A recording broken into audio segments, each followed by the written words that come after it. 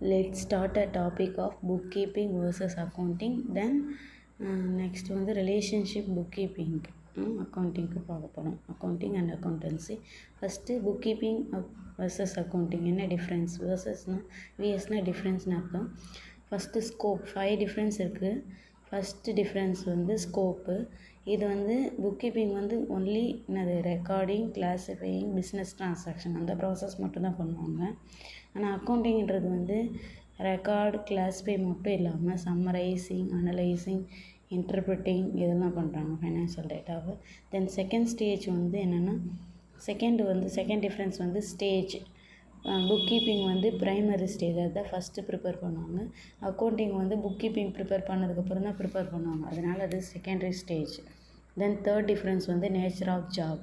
Nature of job என்ன ஜாப்னால் இது ரொட்டீன் அண்ட் கிளரிக்கல் நேச்சர். இது ரொட்டீனாக நடக்கும், கிளரிக்கல் ஒர்க்கு தான் இருக்கும் புக்கிங்கிறது. அக்கௌண்டிங்கிறது அனலிட்டிக்கல் நேச்சர்.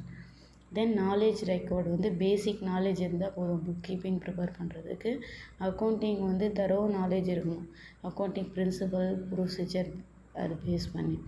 தென் ஸ்கில்ஸ் ரெக்கார்டு ஃபிஃப்த் டிஃப்ரென்ஸ். எந்த ஸ்கில்லும் அனலிட்டிக்கல் ஸ்கில்லாம் இதுக்கு தேவையில்லை. ஆனால் அக்கௌண்டிங் வந்து அனலிட்டிக்கல் ஸ்கில் வந்து தேவை. தென் நெக்ஸ்ட் 5 டிஃப்ரென்ஸ் பார்த்தாச்சு புக்கிங்க்கும் அக்கௌண்டிங்க்கும். Then relationship among booking, accounting and accountancy.